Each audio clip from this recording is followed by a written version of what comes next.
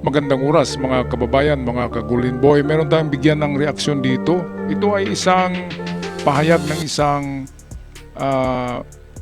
magaling na abogado, si Attorney Falsis III, kung saan sinabi niya na parang entablado lang yung sinabing shootout. At hindi lang yan, after sa shootout na yan, ay namataan si Bato de la Rosa at Robin Padilla sa NAIA Terminal sa airport. Saan kaya papunta? So ibig sabihin yan, yung shootout ay parang pampalihis lang yon, pangpaditor ng atensyon para makalabas si Bato de la Rosa diyan sa Senado. Kaya ito ang video courtesy ng DZMM Teleradio, atin panoorin. Ayaw talaga natin ng conspiracy theory, di ba? Doon tayo sa facts. Ayaw natin sa fake news, no? Pero syempre sa mga lumalabas na balita, may mga photos nung shootout. May Wala mga nga shootout, warning shot daw. warning shot ba yun? Kasi parang 20 to 37 daw doon sa windows. Sa taas, medyo mataas yung shoot ng bala, di ba? Sa second floor, di ba? Hindi tayo expert, hindi tayo forensic analyst, yung mga ganong trabaho. Pero we are reasonable people. So, syempre, mayroon din tayong sariling utak. Kung talagang may shootout, una, bakit walang parang mga butas tsaka bullet holes yung pintuan? Yung bullet holes dun sa window, napakataas. Bakit walang bullet holes din dun sa may baba, yung pangtao na level? So, that's the question. And then, of course, para sa ating mga kapulisan at ating OSAA dyan sa Senado, bakit yung security sweep parang kulang na kulang yung information? Of course, si Sec. John Vic Remulla, si Senate President Alan Peter Cayetano, sinabi, we are conducting perimeter or security sweeps. Pero yung press ko nila, that was already an hour or an hour and a half after the shooting, and sabi nila, safe and secure na daw yung Senado. Kailangan may initial report na sila. Wala bang hinabol doon sa pinalabas na picture kung saan banda yung shootout daw doon sa may pintuan? So, ang daming nagbabagang tanong na talagang nag-iisip ang mga tao kung kaduda-duda ba o kapanipaniwala na may shootout, especially yung video, sir. Yung luckily andun yung media, no? Una, of course, I have to say saludo sa ating mga traditional media. Galing. Sa ating mga Coverage, reporters, no? You can never beat journalists. You can never replace them with traditional media, you mean? Yes, Yung mainstream media. You Di can ba never naman doon? replace them with influencers. So tama. saludo sa kanila, sa lahat ng mga nagbuwis boy. Pero technically, Sir Danny, a reasonable person would also say, dapat hindi sila nandun.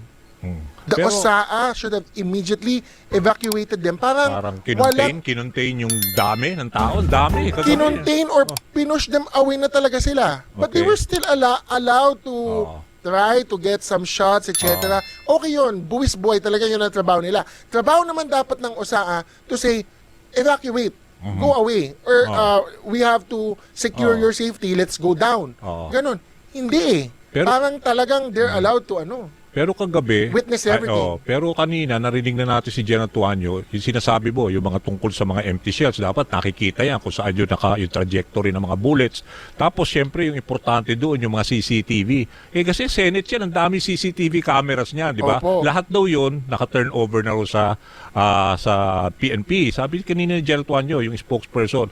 Tapos ang sabi niya, meron na pick up nandiyan sa Southern Police District na supposedly Driver. parang driver ng NBI, pero mukhang binavalidate pa nila yung identity talaga kung sino talaga siya. Kasi sa panahon ngayon kasi, di ba, anybody, you can plant anyone. Para ka nanonood ng Netflix Di ba, Attorney Falsis? Di ba? Kung nahuli, sir, yung driver, bakit hindi nahuli yung sakay? Nahuli yung driver Kaya nga. So nagda-drive yung driver tapos walang sakay. Kaya nga, tsaka siya raw yung parang nag-trigger ng mga warning shots. So maraming ang tanong, bakit at a time na parang merong 4 na senador na nagsabi na umalis na kayo dahil merong papasok, lulusubing kami. Tapos nabasa mo ba yung statement ni SP Cayetano, sabi niya, we're under attack, di ba? Senate under attack. Parang alam na nila more or less yung magiging senaryo. We're under attack, tapos nag-Facebook Live. Halos lahat ng mga majority senators 5 to 6 na nandun. Tapos may propaganda pa ngayon, of course I have to call this out, may propaganda asking asan daw yung mga minority senators and bakit hindi daw sila nag-Facebook Live. Imagine, yun na yung standard ngayon sa isang senador na mag-Facebook Live ka. The easy answer to that, Sir Danny, is nag-adjourn na yung session. Actually, ang tanong dapat sa majority senators, why were they still there? Ang sasabihin nila, oh, we're waiting for the articles of impeachment, ang tamad, yung mga minority senators. Wala namang kasiguraduhan na dadating yung articles of impeachment because they were waiting for it during the session. Hindi dumating. So, masisisi mo ba Eventually, yung... dumating naman, di ba? Nung gabi na. Dumating. Pero masisisi ba natin yung mga minority senators kung umuwi na sila after the session? Because technically, adjourned na yung session eh. So, pwede na, uwian na talaga yon, Sir Danny. Kung nagstay yung majority, it's because maybe they had a caucus. Or, yun nga, nagdududa yung ibang mga kababayan natin na baka meron silang nalalaman kasi saan nanggaling tong mga warnings na you better get out of the Senate kasi may mangyayari. Saan nakukuha ng mga senador yan? Di ibig sabihin may nag-text or may tumawag. I-report din nila yun, sir, sa police. Pero nung press con, di ba, remember, may mga video na dumating si John Vic Remulla, DILG, nagkita-kita sila doon. Tapos yung press con niya, sinabi niya, ang investigation nila, the shots were emanated from USAA, yung Office of the Sergeant at Arms. O sinabi nila, no, yun nga iniimbestigan. Kaya nga medyo magulo for now, parang very raw lahat ng information. Pero, at saka, bakit prepared sir ang USAA? I mean, no offense to them, no, and they might just be doing their job. But nakita natin, kasi they were covered very well by the media, di ba?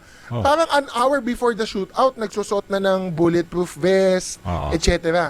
So ano yung intel ba na dumating sa kanila that required them to pull out the Marines na Senate yun, hindi yun Marines na Marines ng quote-unquote outsider. It is Senate Marines no assigned to them.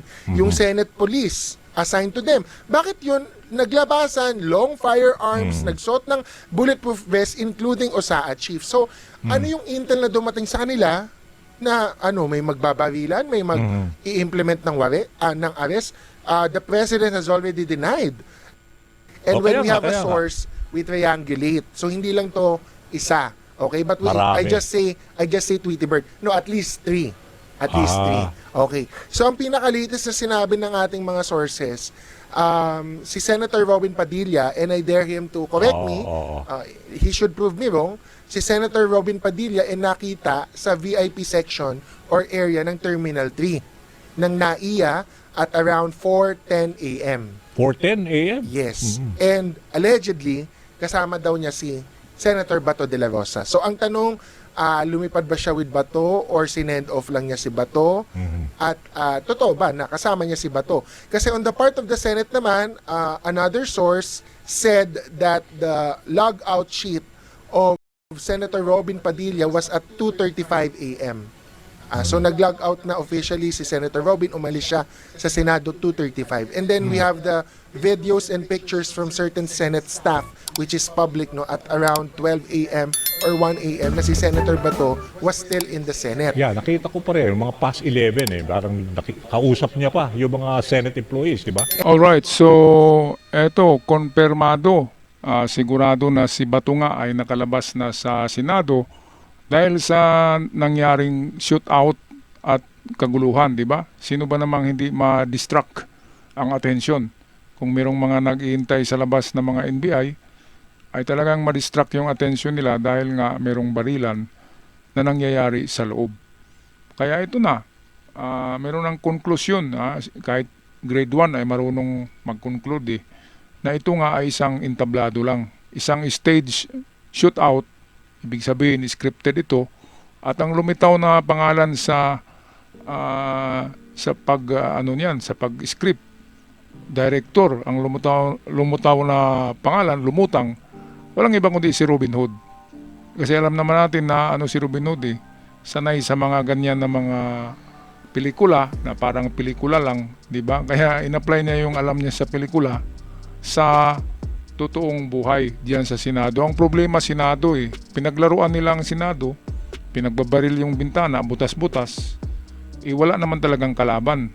Yung nahuli na driver ng NBI, driver lang yun Walang baril yun. So pwedeng lang yun, di ba? Pwedeng planted, kinausap na pwede ka bang kasama dito sa sa aming entablado show na ikaw ang assassin, di ba? O ikaw yung infiltrator, di ba? Driver lang yun eh. Hindi naman talaga yun NBI, kundi driver ng NBI.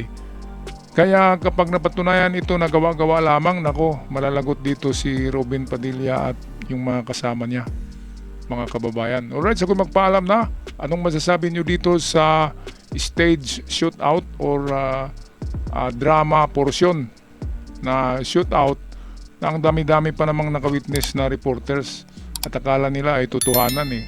Paki-comment na lang sa ating mga comment section mga kababayan. Ako'y magpaalam na. Maraming salamat sa lahat.